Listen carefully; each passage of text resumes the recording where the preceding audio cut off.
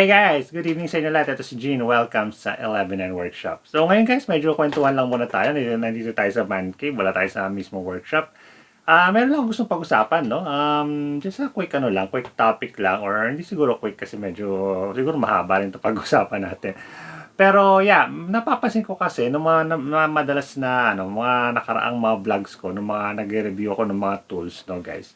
Ang dami nagko-comment ng sasabi na may nagpe-presenta or nagsasabi na dapat ay nagre-request na mag-review ako ng mga ibang tools. So, may nagsasabi na, Sir, Idol or Idol Jean, Sir Jean, i-review mo naman tong ganitong brand or ganyang brand, di ba? Yung may nagsasabi mo, review ka naman ng Total, maganyan, yung mga Ryoko, yung mga ibang tool brands na hindi ko pa nire-review, no? So, marami nagko-comment ng ganon.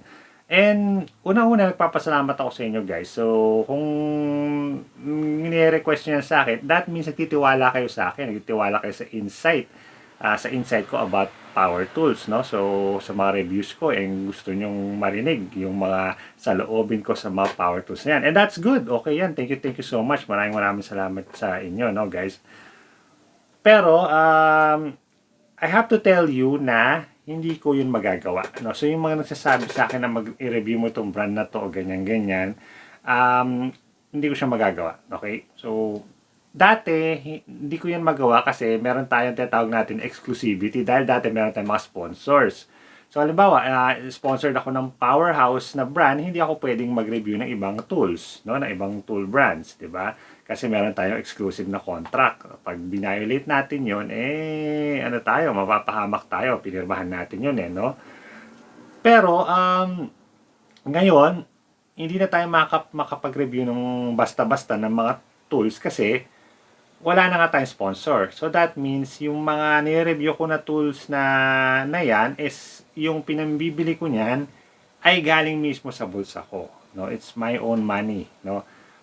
May positive yon, positive na part yon kasi kapag hindi yan sponsored, kapag hindi sponsored ang tools, mare-review mo yan ng gusto mo. Okay? Wala kang susundin na mga guidelines, no? Kasi pag may sponsor ka, kailangan sumunod ka sa guidelines, no? Minsan, may mga guidelines sila na wag mong wag mo i-criticize kahit na constructive yung criticism, wag mo i-criticize, no?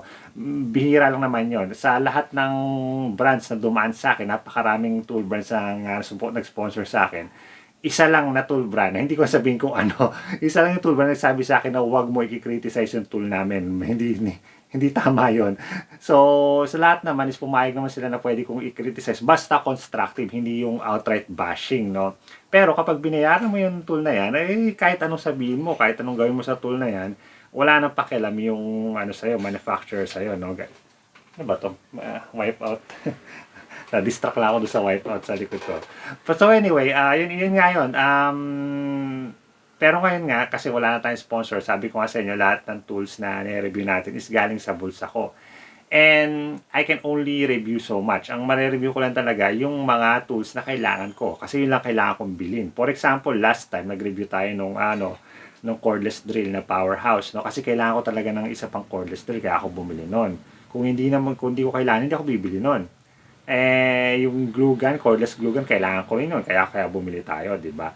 Now, gusto nyo may pa-review kayo sa akin na impact wrench na brand na ganyan, hindi ko mare-review yan kasi hindi ko naman kailangan, hindi ako bibili niyan. Diba? Unless na yung company na yun is mag-sponsor, no? Bigyan tayo ng tool at i-review natin, walang problema doon. Pero kung ako yung bibili mismo, it's not gonna happen. Guys, hindi ako mayaman. Okay, so straight ko na sa inyo, hindi ako mayaman. At hindi ako sabihin natin na middle class, okay? So I'm bordering sa medyo mababa, okay? So kasi may day job ako at yung day job ko 100% yung day job ko is sa family ko, no? And yung dito sa shop na to, it's just a hobby of mine, yung pag-workshop, no? So yung lang yan, hobby lang yan. So, ang gastos ko sa hobby ko, hindi ko kinukuha dun sa sweldo ko sa day job ko. Ang ginastos ko sa hobby ko is kinukuha ko sa kita nitong 11 Workshop sa YouTube, which is hindi naman kalakihan. At syempre sa mga commissions din natin, yung mga minsan gumagawa tayo ng mga wooden furniture, binibenta natin. Yun, tayo ng konti. Pero maliit lang yan guys, barya-barya lang yon. So, kung sasabihin ko sa inyo, ang kinikita ko sa YouTube sa isang buwan is around $30 lang, no? So, I think I need at least 3 months para maka $100. Okay lang yon. So, yun ang ginagastos ko para sa para sa hobby na ito. Kumbaga pinapaikot lang yun dito sa hobby, no? Pero yun nga, so hindi ako basta-basta bibili ng tool na hindi ko kailangan at hindi ko gagamitin, no. So yun lang yun. So yun na yung kailangan natin na maintindihan. So if you're requesting to review this or product, kung may nagre-request kayo, mag-review kayo ng brand na to o ganyan, hindi ko magagawa unless na mag-sponsor sila. Which brings me to the issue of sponsorship, no. Kasi ngayon, bihira na lang yung may mga sponsors na vloggers. Sa totoo lang, yung mga OG na vloggers na tulad ko, na DIY vloggers, mga tool vloggers, na ako na lang konti na lang kami natitira at talagang devoted sa vlogging, no? Kasi iba nag-move on na. Nag-business, di ba? Si Film That Build, businessman na yan. Sila DIY Dad, nagbi-business na rin, di ba? Ako na, I think konti na lang kami na natira. Yung iba naman, tumigil na mag-vlog. Yan, si Coffee Break, nagtumigil na. I think si Sir Manny, nagbo-vlog pa rin, pero sobrang rare na, no? So, Manny De Leon, no? So, sobrang rare na siya mag-vlog. So, konti na lang yung mga OG, no? Pero marami namang sumunod sa amin, which is great, no? Marami na rin yung ibang nagbo-vlog ng ganito, tool review, DIY reviews, di ba? Metal, woodworks, no? Okay yun, maganda yun. Maganda na marami na sumusunod sa amin. Maganda yan. Ang kaso nga, nawala na rin tayo ng mga sponsors. So, dati, marami tayo na reviews, marami tayo na feature ng mga tools na ganyan. Kasi may mga sponsors tayo dati. And, sabi ko kasi, ang dami ko na daan na sponsor. Lahat yata ng tool brand sa Pilipinas na na-sponsoran na tayo, no, guys? Pero ngayon, hindi na ganun kadaling makakuha ng sponsor. Dati madali lang. Mag-message ka lang, mag-email ka lang, pakita mo yung credentials mo, no? Pakita mo na kaya mo na mag-review, 'di ba, ng tools. Okay na 'yon. Mag-sponsor ang kanila. They will take a chance on you. Ex-deal na agad 'yon. Ngayon, hindi na ganun kadali. Kasi ang mga tool companies ay marunong na ring mag-vlog. Marunong na rin silang mag-social media. Okay? So, imbis na umasa sila sa mga vloggers like us, no? Sila na mismo yung gumagawa ng mga social media post nila, 'di ba? Which is okay lang naman, wala nang problema doon, 'di ba? Best example diyan yung GLI Construction. GLI Construction na 'yan, naka-partner ko 'yan dati, no?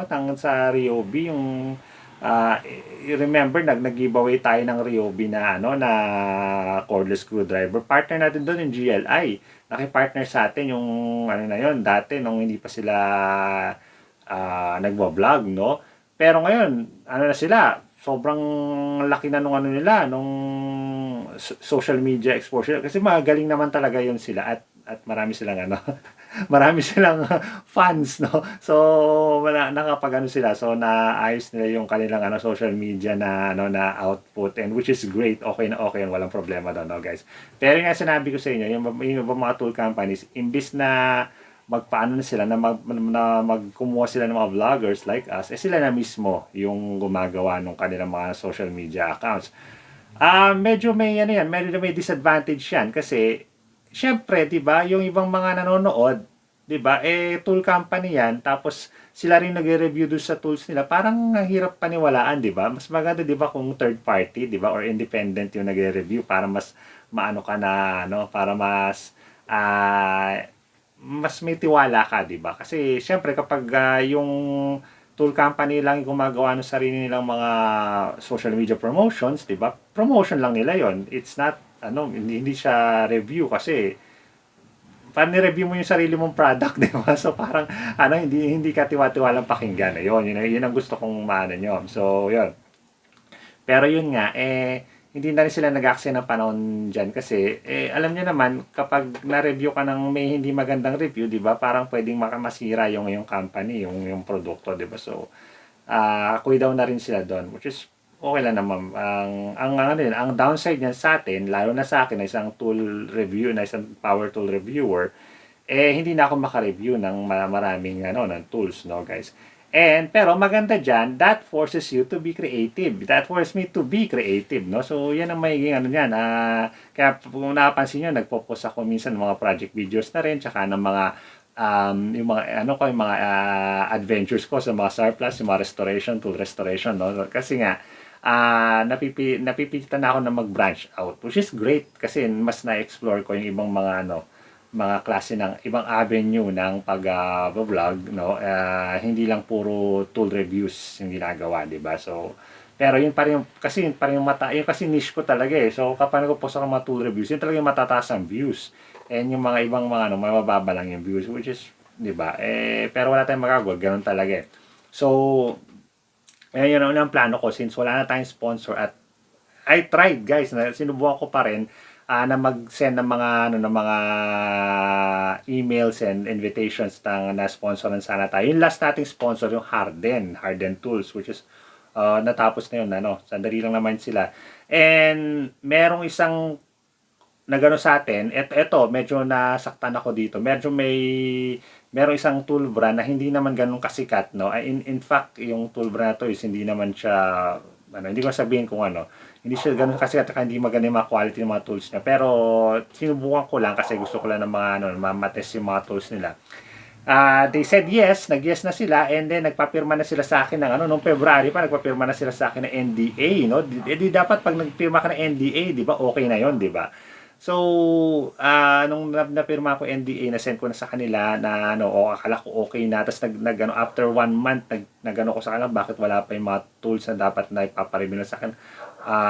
Sabi nila, wait lang daw. Tapos after 2 months, nag-send ulit ako ng update. Wala na, ginost na nila ako. Hanggang sa na-disable na yung FB ko. Wala na talaga. Hindi sila nagparamdam. So, disappointed ako sa tool company na yon, no? So guys, so sana naman wag nilang ganyan yung ibang content creators, no? Kasi kami gusto lang naman namin na na maghanap buhay din, no? Tumulong din sa kanila. Sana tulungan din nila kami, di ba? So yun. Pero isa lang naman yun, lahat naman ng ng sponsor ko, okay naman, no? Okay lang hanggang sa ginost nila ako, no? Kasi ganyan yung mga mga sponsors, no? Pag i-sponsor ng katapos, pag natapos na, wala nang paramdam sa iyo. Ganun 'yun. So, ganun lahat ng sa akin. Pag nabigyan nila yung kailangan nila, or nakuha nila yung kailangan nila, nabigyan na nila yung mga tools, nabigyan nila yung kailangan mo, win-win situation na sa inyo. Tapos, after yung obligation, 1 year, no, na contract, wala na. Kung ayaw nila i-renew yung mo, wala nang paramdam. Ganun talaga, ghosting. Ganun talaga wala tayong magagawa, di ba? So, yan. Pero anyway, ganun talaga. So, ngayon, wala tayong sponsor. So, yeah, we have to be much more creative, di ba? So, okay lang naman yan. Tuloy-tuloy pa rin naman ang buhay natin kahit walang sponsor. And mas maganda nga sabi ko nga sa inyo, mas makakapag-explore tayo, mas nagiging honest tayo kapag wala tayong sponsor, di ba? So, kasi wala na tayong pinoprotektahan at wala na tayong kinikilingan. No? So, parang GMA News lang. Okay. So, yun lang guys. Sana, yun lang. Nagdaldal na ako for like 13 minutes. No? So, sana na-enjoy nyo din yung pinag-usapan natin ngayon, no guys. We'll be back to regular programming next time, no? May review din tayo ng mga tools naman. Galing naman sa Temu. So, alright, so guys, thank you so much for watching. I'm gonna see you guys again next time. This is Jim from Lebanon Workshop. Adios!